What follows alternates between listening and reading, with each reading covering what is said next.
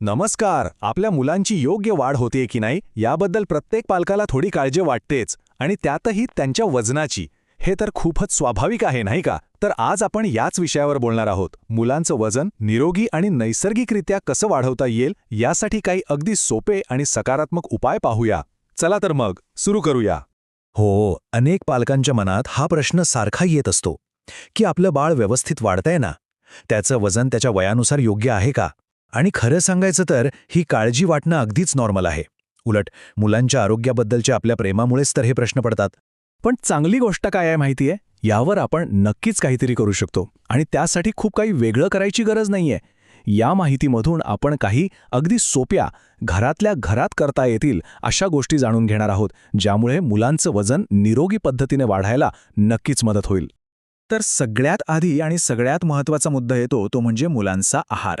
एक गोष्ट लक्षात ठेवायला हवी, वजन वाढवणं म्हणजे काहीही आणि फक्त जास्त खाऊ घालणं नाही. नाही, अजिबात नाही.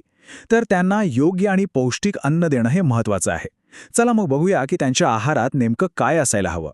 सुरुवात करूया अगदी रोजच्या गरजेच्या गोष्टींपासून.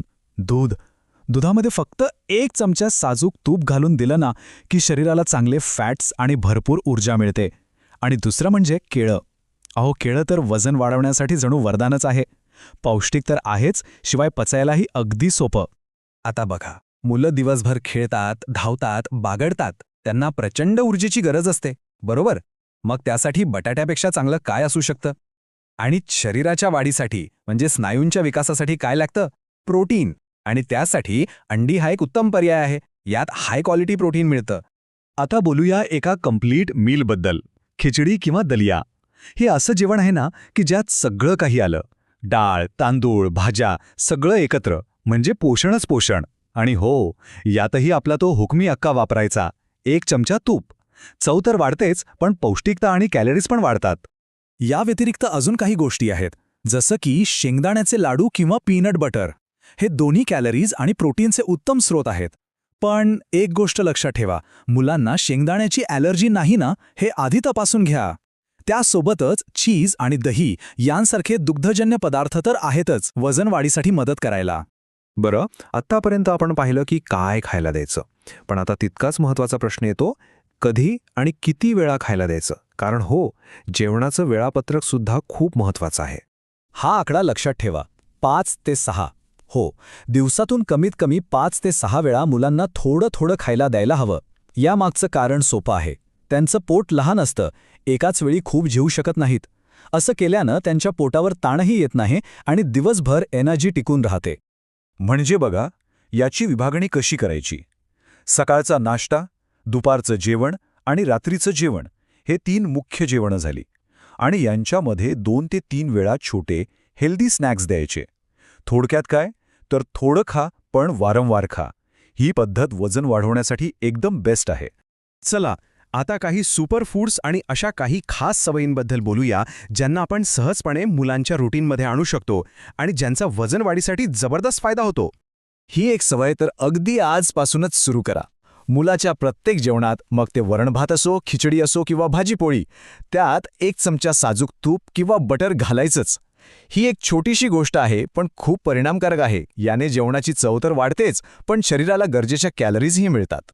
आणि ही बघा, एक मस्त घरगुती वेट गेन स्मूदीची रेसिपी.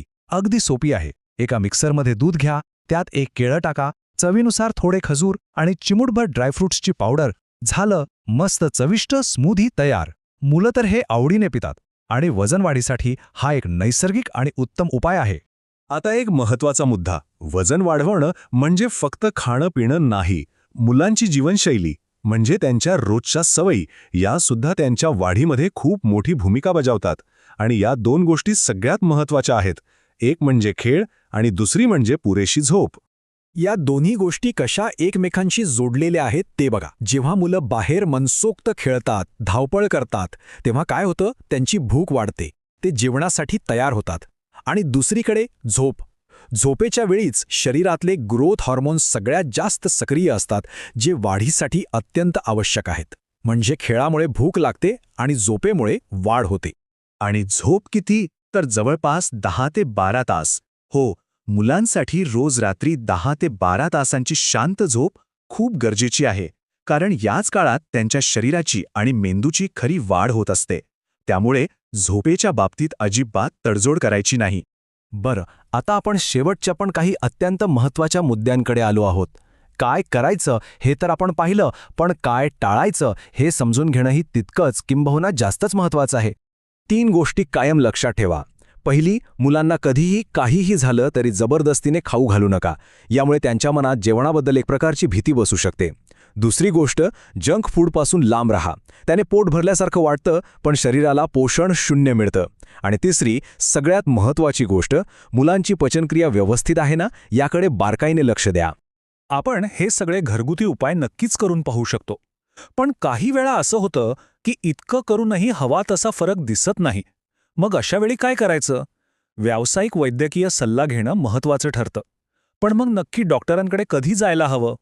जर असं दिसलं की मुलाचं वजन महिनोन्महिने वाढतच नाहीये, किंवा मूल खूपच अशक्त, कमजोर दिसतंय, किंवा सतत म्हणजे वारंवार आजारी पडत असेल, तर मग अजिबात वेळ घालू नका. सरळ डॉक्टरांना भेटा, कारण यामागे काही वेगळं वैद्यकीय कारण असू शकतं जे तपासणं गरजेचं आहे. तर या सगळ्या चर्चेचा सार काय? एक साधा आणि सोपा मंत्र लक्षात ठेवा. मुलांना लहान पण पौष्टिक जेवण वारंवार देत राहा. बस. यासोबत त्यांना मनसोक्त खेळू द्या आणि पुरेशी झोप घेऊ द्या. मग बघा, त्यांचं वजन नैसर्गिकरित्या आणि अगदी निरोगी पद्धतीने नक्कीच वाढेल. काळजी करू नका, फक्त योग्य